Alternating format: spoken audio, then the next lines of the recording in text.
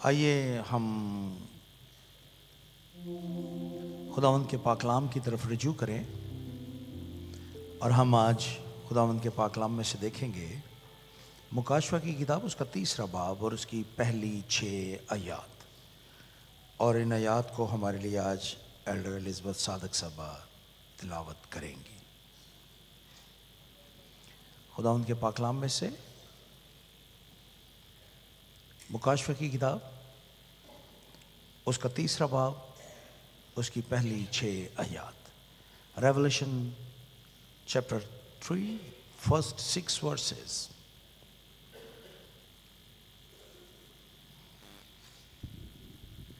تلاوت سماعت فرمائیں۔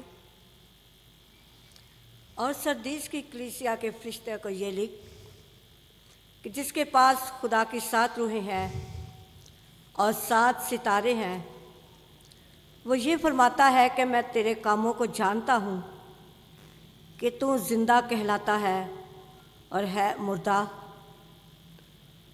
جاگتا رہ اور ان چیزوں کو جو باقی ہیں اور جو مٹنے کو تھی مضبوط کر، کیونکہ میں نے تیرے کسی کام کو اپنے خدا کے نزدیک پورا نہیں پایا۔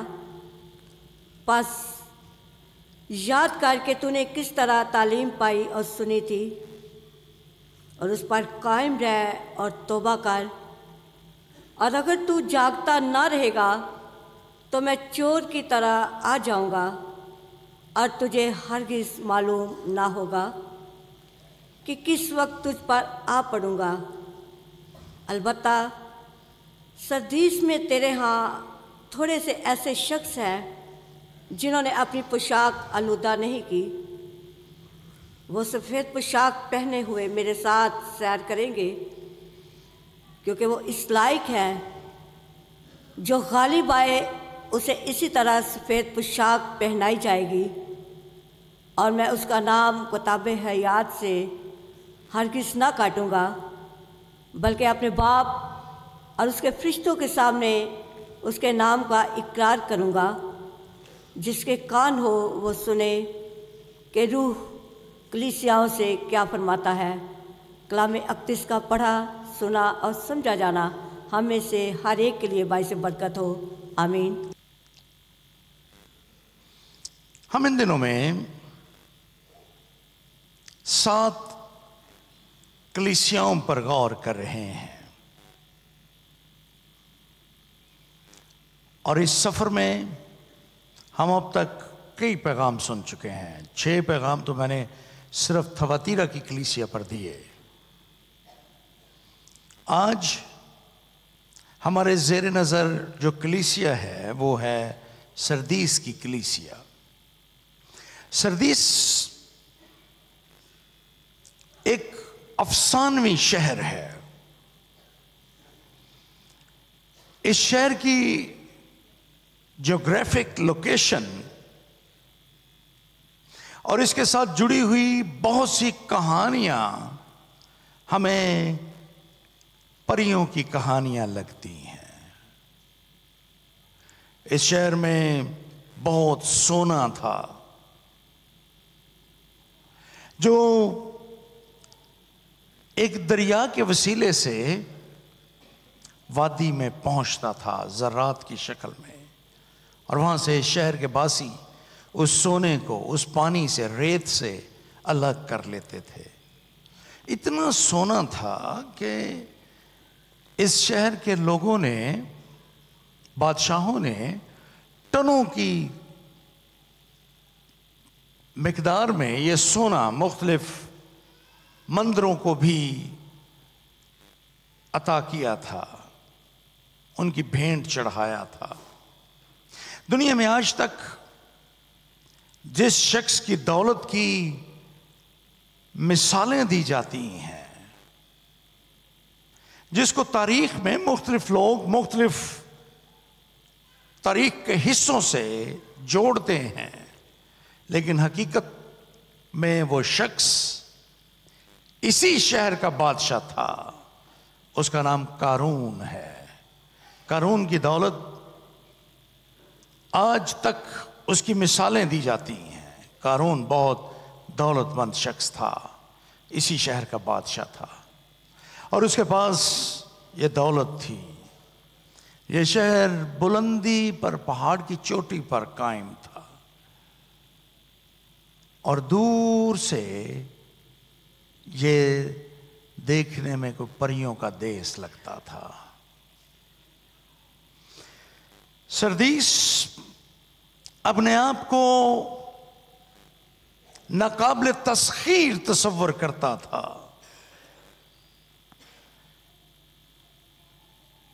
ان کا خیال یہ تھا کہ وہ کبھی بھی کوئی دنیا کی طاقت ان پر غالب نہیں آ سکتی.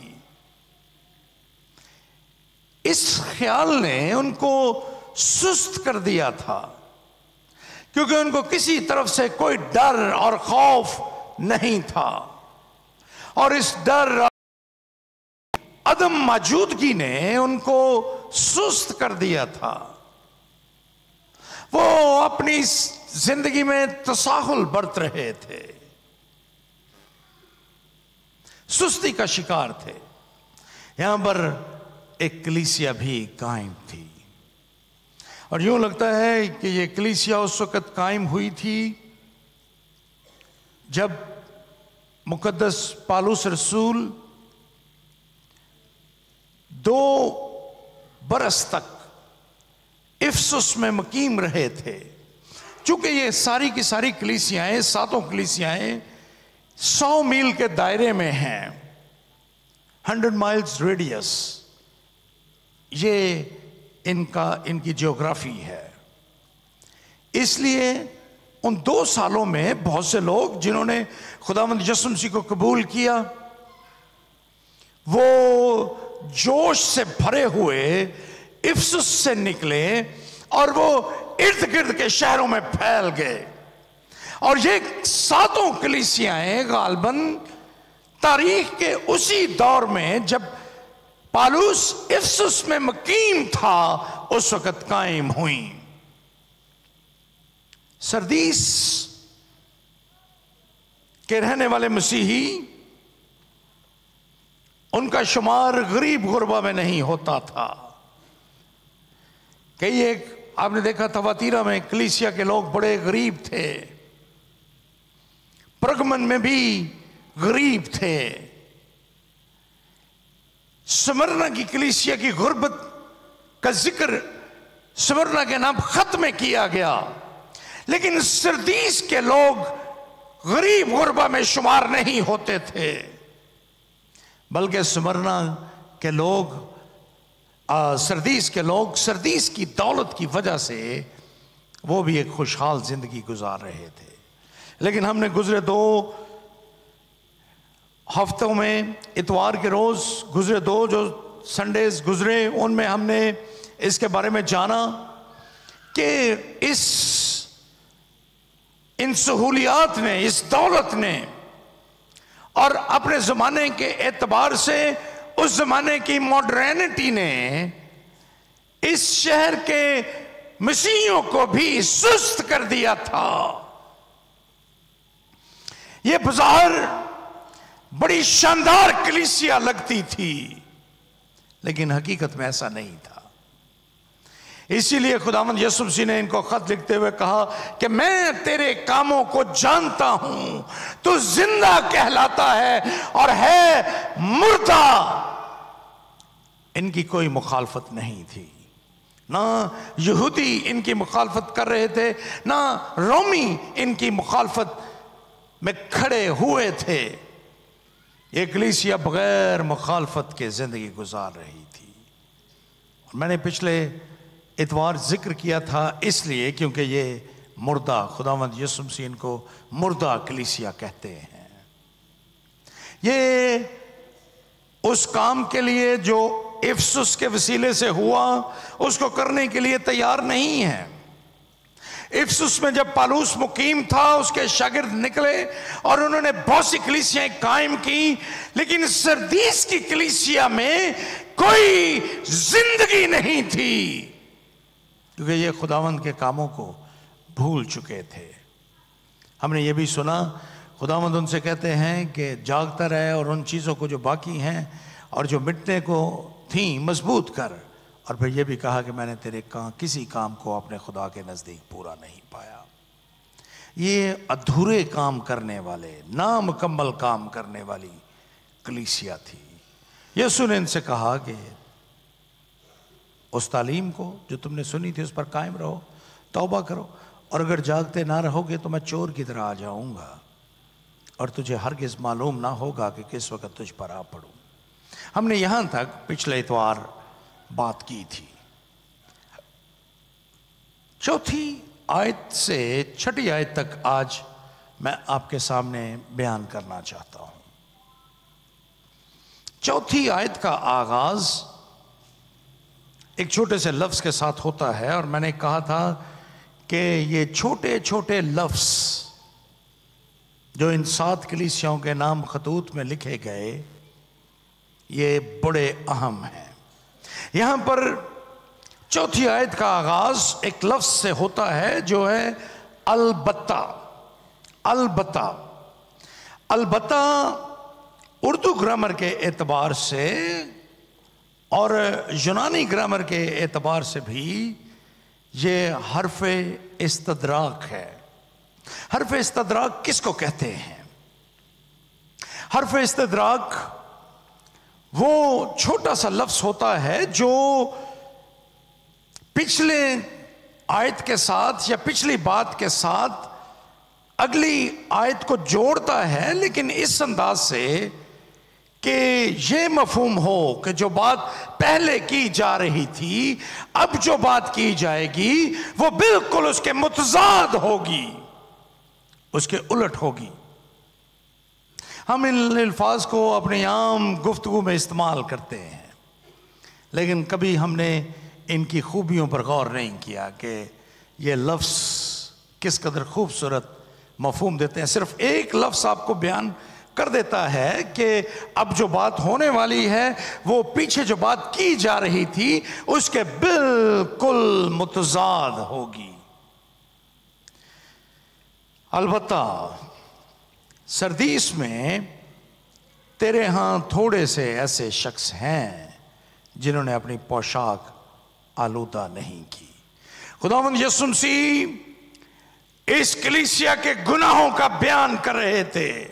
خداوند یسوع مسیح یہ کہہ رہے تھے کہ تو زندہ کہلاتا ہے اور ہے مردہ، میں نے تیرے کسی کام کو اپنے خدا کے نزدیک پورا نہیں پایا۔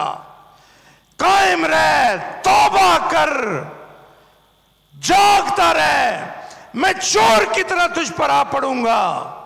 لیکن اب اچانک ٹون تبدیل ہو جاتی ہے، اور یہ لفظ البتہ جو ہی یہ لفظ آتا ہے خداوند یسوع مسیح کا انداز تبدیل ہو جاتا ہے۔ خداوند یسوع مسیح کہتے ہیں البتہ سردیس میں تیرے ہاں تھوڑے سے ایسے شخص ہیں جنہوں نے اپنی پوشاک آلودہ نہیں کی، وہ سفید پوشاک پہنے ہوئے میرے ساتھ سیر کریں گے کیونکہ وہ اس لائق ہیں۔ یہ بہت دلچسپ ہے آیت۔ تیرے ہاں تھوڑے سے لوگ ایسے ہیں، سردیس میں تیرے ہاں تھوڑے سے ایسے لوگ ہیں۔ جب سے یہ دنیا قائم ہوئی ہے اس میں بدی کا راج ہے۔ جب سے ابلیس نے جس کو آسمان پر سے گرایا گیا اور اس نے زمین پر آ کر آدم اور حوا کو دیکھا اور یہ بھی دیکھا، وہ جانتا تھا، اس کے پاس علم تھا، وہ خدا کا سب سے بڑا فرشتہ تھا، اس کے پاس نالج تھا، وہ جانتا تھا کہ خدا نے آدم اور حوا کو اپنی صورت اور اپنی شبیہ پر پیدا کیا ہے۔ وہ جانتا تھا کہ خدا نے آدم اور حوا کو اس دنیا پر راج کرنے کا، حکومت کرنے کا اختیار بخشا ہے۔ آسمان سے تو گر چکا تھا، زمین پر حکومت کرنا چاہتا تھا، اس لیے اس کے دل میں یہ خیال موجود ہوا کہ اس کو یہ اختیار کسی نہ کسی طریقے سے آدم اور حوا سے حاصل کرنا ہے. سو وہ ان کے پاس جاتا ہے اور جیسے بھی وہ ان سے وہ اختیار لے لیتا ہے. آدم اور حوا نے اپنی مرضی سے وہ اختیار اس کو دے دیا، اور جب سے وہ اختیار شیطان کے پاس آیا وہ اس دنیا کا حکمران بن گیا. آدم اور حوا سے وہ اختیار چھن گیا. اس سے پہلے کہ شیطان ان سے یہ اختیار چھینتا، وہ اس کائنات کے سب سے طاقتور مخلوق تھے جن کو خدا نے خلق کیا تھا. اس کائنات کی کوئی چیز ان کے دائرۂ اختیار سے باہر نہ تھی. وہ سورج، چاند، ستاروں، اجرام فلک اور اس دنیا کے پانیوں، طوفانوں، ہواؤں اور دنیا کی ہر ایک چیز پر حکمران تھے. لیکن جو ہی وہ اختیار ابلیس کے پاس گیا، آدم اور حوا تخی دست ہو گئے. ان کے پاس کچھ بھی باقی نہ رہا، صفائے کفے افسوس ملنے کے ان کے پاس کچھ بھی باقی نہ بچا. لیکن ابلیس حکمران بن گیا اس دنیا کا. اور جب ابلیس اس دنیا کا حکمران بنا تو اس نے لوگوں کو اپنی طرف مائل کرنا شروع کیا. جب اس نے ایسا کیا تو لوگ اس کے ساتھ ملتے گئے، لیکن ہمیشہ ایک تھوڑی تعداد میں تھوڑے سے لوگ خدا کے ساتھ بھی وفادار رہے، جو ابلیس کے سامنے ڈٹ کر کھڑے ہو گئے، جنہوں نے ابلیس کا مقابلہ کیا، جنہوں نے دکھ سہے، جنہوں نے ہزار آسانیاں برداشت کیں، لیکن وہ ابلیس کے سامنے ڈٹے رہے. یہ ان کو ہمیشہ پاک کلام میں بقیہ کہا گیا ہے، چھوٹا سا بقیہ. آپ پاک کلام کو دیکھیے، آپ کو اس کی واضح تصویر نظر آئے گی جب آپ کو ہمیشہ لوگ دو حصوں میں تقسیم نظر آتے ہیں. ہابل اور قائن سب سے پہلی مثال ہے. آپ دیکھتے ہیں قائن ابلیس کے ہاتھوں میں بک گیا، ہابل کھڑا رہا، لیکن قائن نے ہابل کو قتل کر دیا. ہم آگے بڑھتے ہیں اور ہم ہنوک کا ذکر پڑھتے ہیں، ہم مقدس نوح کا ذکر پڑھتے ہیں، جو اپنے زمانے کی بدکار دنیا میں خدا کے ساتھ کھڑے رہے. اور نوح کے زمانے پر نظر کیجئے، ساری دنیا بدکار تھی، بدی ساری دنیا میں پھیل چکی تھی، لیکن صرف مقدس نوح، اس کے 3 بیٹے اور ان کی بیویاں، یہ 8 لوگ بچ گئے. 8 لوگ بقیہ تھے جو باقی رہے. سو یہ تھوڑا سا بقیہ ہمیشہ موجود رہتا ہے. ان کی تعداد سے کوئی فرق نہیں پڑتا کہ یہ کتنے ہیں، لیکن ان کے بارے میں ایک ہی بات ہے کہ ان کے ساتھ ہمیشہ خدا موجود رہتا ہے. یہ دکھ اٹھاتے ہیں، یہ اذیتوں میں سے گزرتے ہیں، یہ ہزار آسانیوں میں سے گزرتے ہیں، ان پر الزام لگائے جاتے ہیں، لیکن اس کے باوجود خدا ان کے ساتھ رہتا ہے. اور خدا ان کے وسیلے سے اس دنیا میں اپنی خدمت کا کام کرتا ہے. یہ تھوڑے سے لوگ، یہ بقیہ سردیس میں بھی موجود ہے. اور یہاں پر لکھا ہے، سردیس میں تیرے ہاں تھوڑے سے ایسے شخص ہیں جنہوں نے اپنی پوشاک آلودہ نہیں کی. اب دیکھیں گے کہ اس آیت میں 2 دفعہ پوشاک کا لفظ استعمال ہوا ہے. آلودہ نہیں کی پوشاک اور پھر سفید پوشاک. یہ 2 دفعہ لفظ پوشاک کا ذکر کیا گیا ہے. سردیس کے زمانے میں، جس زمانے میں یہ خط سردیس کو لکھا گیا، اس زمانے میں لباس سردیس کے سماج میں بڑا اہم تصور کیا جاتا تھا. یاد رہے کہ اس زمانے میں ہماری طرح جس طرح سے آج ہمارے پاس وافر مقدار میں مختلف ملبوسات موجود ہیں، اس زمانے میں ایسا نہیں تھا۔ اس زمانے میں اور آج بھی بلا شبہ لباس کے وسیلے سے کسی شخص کے کردار، وقار، سماج میں اس کی حیثیت کا تعین کیا جاتا تھا۔ اعلیٰ طبقے کے لوگ عمدہ اور مہنگے کپڑے پہنتے تھے، جبکہ غریب لوگ سادہ اور کم قیمت لباس پہنتے تھے۔ سو اس لباس کو اس زمانے میں سماج میں کسی شخص کی حیثیت کا تعین اسی لباس سے کیا جاتا تھا۔ لیکن لباس جیسا بھی ہو، اس کی آلودگی بہت معنی خیز ہے، کیونکہ یہاں پر جو لفظ آلودگی کے لیے لکھا گیا کہ آلودہ نہیں کیا، وہ ایمولیان ہے، جس کا مطلب داغدار ہونا ہے۔ لباس کا داغدار ہونا، گندا ہونا، یہ اس کا مفہوم ہے۔ لوگ اس زمانے میں بھی اس کو پاکی اور ناپاکی کے معنوں میں لیتے تھے۔ جس طرح سے ہم پرانے عہد نامے میں بیان پڑھتے ہیں کہ جو مذہبی رسومات تھیں ان میں ناپاک لباس پہن کر شرکت نہیں کی جا سکتی تھی۔ سردیس کے لوگ اس بات کے گواہ تھے، کیونکہ وہاں پر بھی ان کے گرد و نواح میں بے شمار مندر موجود تھے، اور ان مندروں میں دیوتاؤں کی پرستش آلودہ لباس کے ساتھ نہیں کی جا سکتی تھی۔ یہاں پر آلودگی سے مراد ان کے برے کام ہیں،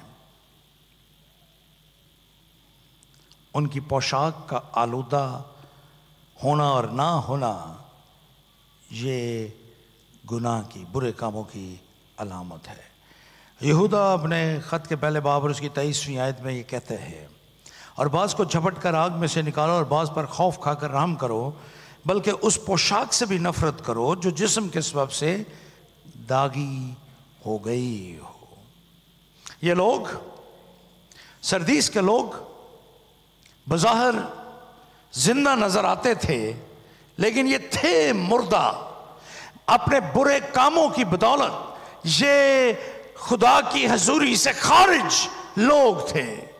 وہ اپنے دولت اور وسائل کی انتہا کی وجہ سے یہ بھول چکے تھے کہ ان کی زندگیاں یسوع مسیح سے خالی ہیں۔ آج بھی آپ کو بے شمار کلیسیائیں دنیا میں، عالمگیر کلیسیا میں نظر آئیں گی، جہاں پر لوگ بظاہر زندگی کی تمام سہولتیں رکھتے ہیں، دنیاوی نقطہ نظر سے وہ ہمیں زندہ نظر آتے ہیں، لیکن ان کی زندگیوں میں مسیح کی گواہی نہیں ہے، ان کی پوشاک آلودہ ہے۔ پھر خداوند یسوع مسیح نے کہا کہ کچھ لوگ ایسے ہیں جنہوں نے اپنی پوشاک کو آلودہ نہیں کیا، اگرچہ بے شمار لوگوں نے آلودہ کر لیا، تھوڑے لوگ ہیں جنہوں نے نہیں کیا، اور وہ سفید پوشاک پہنے ہوئے میرے ساتھ سیر کریں گے کیونکہ وہ اس لائق ہیں۔ سفید پوشاک پاکیزگی کی علامت ہے، اور مسیحی حلقوں میں سفید پوشاک کو اس وقت سے ملایا جاتا ہے جب کوئی شخص یسوع مسیح کو قبول کرتا ہے، اور وہاں پر لکھا ہے کہ وہ اپنی پرانی انسانیت کو اتار کر یسوع کو پہن لیتا ہے، اور یسوع کے نام پر بپتسمہ لینے کا مطلب یسوع کی راست بازی کو پہن لینا ہے۔ غلطیوں کے نام مقدس پالوس رسول خط لکھتے ہوئے 3 باب کی 27ویں آیت میں کہتے ہیں، اور تم سب جتنوں نے مسیح میں شامل ہونے کا بپتسمہ لیا، مسیح کو پہن لیا۔ کلوسیوں کے نام خط لکھتے ہوئے 3 باب اور اس کی 9ویں اور 10ویں آیت میں مقدس پالوس رسول کہتے ہیں، ایک دوسرے سے جھوٹ نہ بولو، کیونکہ تم نے پرانی انسانیت کو اس کے کاموں سمیت اتار ڈالا ہے، اور نئی انسانیت کو پہن لو، جو معرفت حاصل کرنے کے لیے اپنے خالق کی صورت پر نئی بنتی جاتی ہے۔ سفید پوشاک ان مسیحیوں کی ایماندار زندگی کی علامت ہے۔ یہ وہ لوگ ہیں، ہم سردیس کے پس منظر میں یہ کہہ سکتے ہیں کہ یہ وہ لوگ ہیں جنہوں نے ایک بدکار معاشرے میں اپنے آپ کو ہر طرح کی بت پرستی، جادوگری، حرام کاری، ہر طرح کے جھوٹ، فریب اور مسیحی ایمان پر ہر طرح کے سمجھوتوں سے اپنے آپ کو پاک رکھا۔ ایسے لوگوں کو خداوند یسوع مسیح کہتے ہیں کہ وہ زندگی کے درخت کے پاس آنے کا اختیار رکھیں گے۔ مکاشفہ کتاب 22واں باب 14ویں آیت میں لکھا ہے، مبارک ہیں وہ جو اپنے جامے دھوتے ہیں، کیونکہ زندگی کے درخت کے پاس آنے کا اختیار پائیں گے اور ان کے دروازوں سے شہر میں داخل ہوں گے۔ مبارک ہیں وہ جو اپنے جامے دھوتے ہیں یسوع کے خون میں، جو یسوع کو پہن لیتے ہیں، میرے ساتھ سیر کریں گے۔ یہ بھی بڑا دلچسپ لفظ ہے، میرے ساتھ سیر کریں گے۔ اب جانتے ہیں پیدائش کی کتاب یہ بیان کرتی ہے کہ خدا ٹھنڈے وقتوں میں ہر روز آدم اور حوا کے ساتھ سیر کرتا تھا، رفاقت رکھتا تھا، اور اب پھر وہی لفظ بیان کیا گیا ہے۔ اس کا مطلب ہے خدا کے ساتھ چلنا، پاک زندگی گزارنا، جیسے ہنوک اور نوح زندگی گزارتے رہے۔ اس سے یہ مراد ہے وہ اس لائق ہیں، اس کا مطلب ہے کہ وہ قابل قدر ہیں، عزت کے حقدار ہیں، اور خدا جس طرح سے مسیح عزت اور تمجید کے لائق ہے، اس طرح وہ لوگ بھی جو یسوع کو قبول کرتے ہیں، آزمائشوں سے آلودہ نہیں ہوتے، خدا ان کو بھی اپنے ساتھ رکھے گا۔ جو غالب آئے اسے اسی طرح سفید پوشاک پہنائی جائے گی، اور میں اس کا نام کتاب حیات سے ہرگز نہ کاٹوں گا، بلکہ اپنے باپ اور اس کے فرشتوں کے سامنے اس کے نام کا اقرار کروں گا۔ یہاں پر ایک دفعہ پھر سفید پوشاک کا ذکر ہے۔ گویا سردیس کلیسیا کا نام خط لکھتے ہوئے سفید پوشاک کو بڑی اہمیت دی گئی ہے۔ سفید پوشاک سے مراد راست بازی ہے۔ خداوند یسوع مسیح ہمیں راست بازی کا لباس پہناتے ہیں۔ سفید پوشاک سے مراد قدوسیت بھی ہے، یعنی پاک ٹھہرانا، الگ کر دینا۔ یہ لوگ جو سفید پوشاک پہنے ہوں گے، یہ گویا اس وقت الگ کر دیے گئے لوگ ہوں گے۔ آسمان کی بادشاہی میں، عدالت میں، خدا کے تخت کے سامنے سفید پوشاک پہنے ہوئے لوگ گویا الگ کیے ہوئے لوگ ہوں گے۔ خداوند یسوع مسیح کے شاگردوں نے اس کا تجربہ کیا تھا جب انہوں نے دا ماؤنٹ آف ٹرانسفیگریشن، تبدیلی صورت کے پہاڑ پر یسوع کو دیکھا، تو اس وقت نہ صرف یسوع کی صورت بدل گئی تھی، بلکہ کلام بیان کرتا ہے کہ اس کا لباس بھی بالکل بدلا ہوا تھا۔ سو یہ قدوسیت، الگ کیے ہوئے لوگوں، اس کی علامت ہے۔ سفید پوشاک اس زمانے میں عزت اور فتح یابی کی علامت بھی سمجھی جاتی تھی۔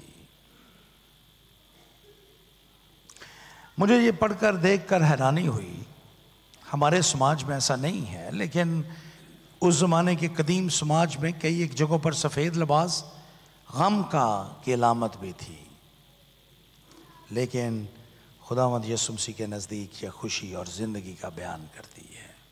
میں اس کا نام کتاب حیات سے ہرگز نہ کاٹوں گا۔ یہ ایک دلچسپ بیان ہے جس کو میں آپ کے سامنے آج رکھنا چاہتا ہوں۔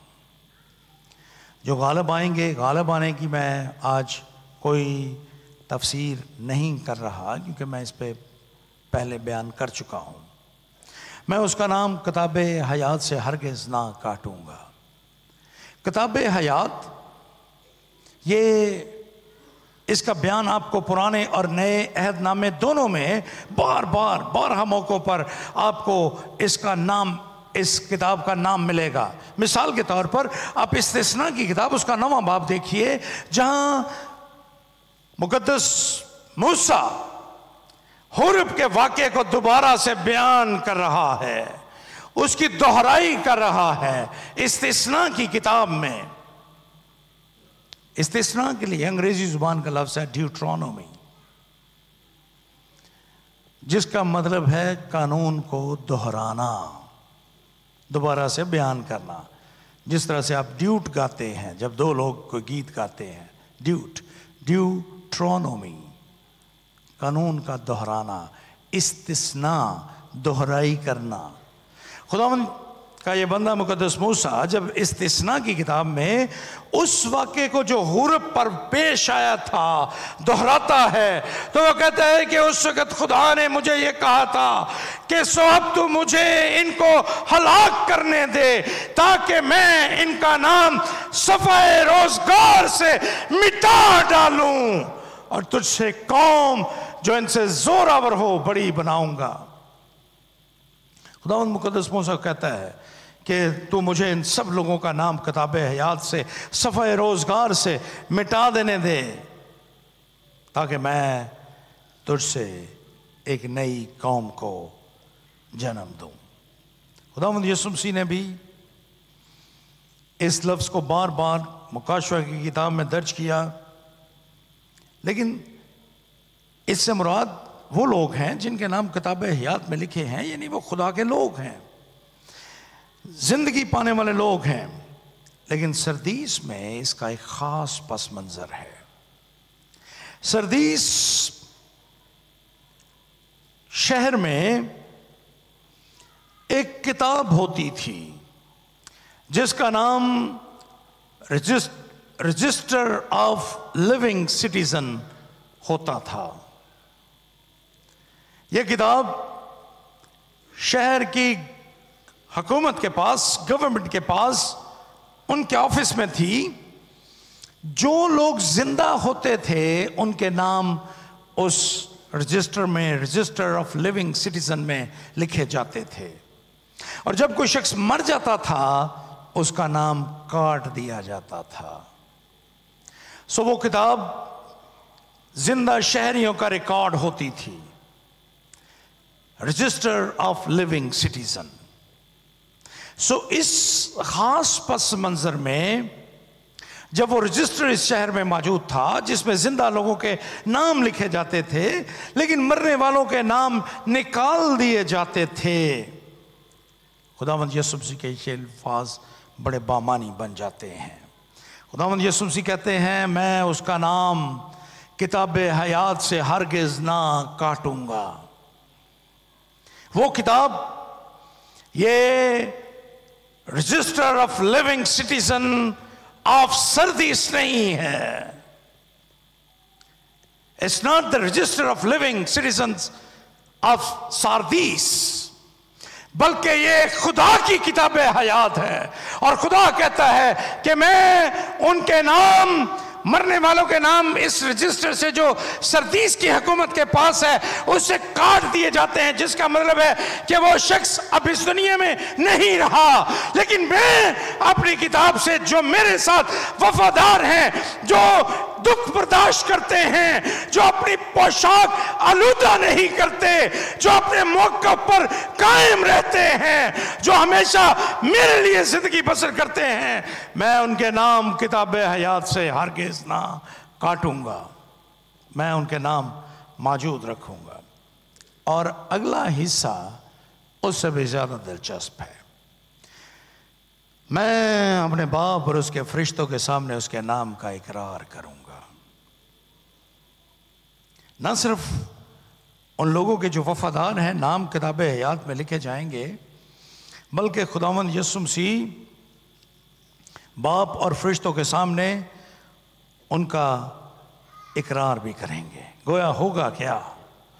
جب تخت لگایا جائے گا انصاف کا، میں اور آپ اور دنیا کے تمام لوگ اس تخت کے سامنے کھڑے ہوں گے۔ خداوند یسوع مسیح ہماری طرف ہوگا، ہماری سائیڈ پہ ہوگا، وہ ہمارے ساتھ کھڑا ہوگا۔ گویا وہ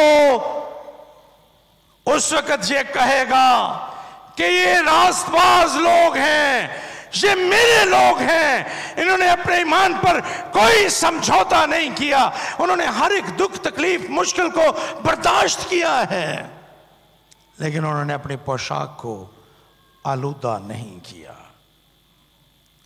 کتاب حیات میں ان کا نام ہے جو یسوع کا اختیار ہے، اور پھر وہ ان کا اقرار بھی کر رہے ہیں، ان لوگوں کا جو اس کے ساتھ وفادار رہے۔ خداوند یسوع مسیح فرشتوں اور باپ کے سامنے اس کا اقرار کریں گے۔ مسیح خداوند نے خود کہا، لوکا کا انجیلی بیان اس کا 12واں باب اور اس کی 8ویں آیت میں تم سے کہتا ہوں جو کوئی آدمیوں کے سامنے میرا اقرار کرے گا، ابن آدم بھی خدا کے فرشتوں کے سامنے اس کا اقرار کرے گا۔ It's a beautiful verse، لیکن اس کو مشروط کیا گیا ہے، میں اس کا اقرار کروں گا جو میرا اقرار کرے گا۔ اور ایک دفعہ پھر میں آپ کو یاد دلانا چاہتا ہوں کہ خداوند یسوع مسیح کیا کہہ رہے ہیں۔ خداوند یسوع مسیح اس کلیسیا کو اس بات کے لیے تیار کر رہے ہیں کہ یہ اٹھیں، جاگیں اور انجیل کے پیغام کو لے کر دوسروں تک پہنچیں، گواہی دیں، مخالفت سے نہ ڈریں، اظہار ثانیوں سے نہ گھبرائیں، بلکہ خداوند کے لیے نکلیں اور انجیل کی بشارت کا کام کریں جو خداوند نے ہمارے سپرد کیا ہے۔ میں تم سے کہتا ہوں جو کوئی آدمیوں کے سامنے میرا اقرار کرے، ابن آدم بھی خدا کے فرشتوں کے سامنے اس کا اقرار کرے گا۔ اگر آپ اس دنیا کے سامنے انجیل کی بشارت دیں گے، اگر آپ گواہی کا یہ کام کریں گے، اگر آپ خداوند یسوع مسیح کے ارشاد اعظم کو پورا کریں گے، تو ابن آدم بھی خدا کے فرشتوں کے سامنے آپ کا اقرار کریں گے۔ Let's do it۔ میں آپ کو گزرے 3 ہفتوں سے اس بات کی ترغیب دے رہا ہوں کہ ہم مشن کو، رسالت کو، انجیل کی بشارت کے کام کو نظر انداز نہ کریں۔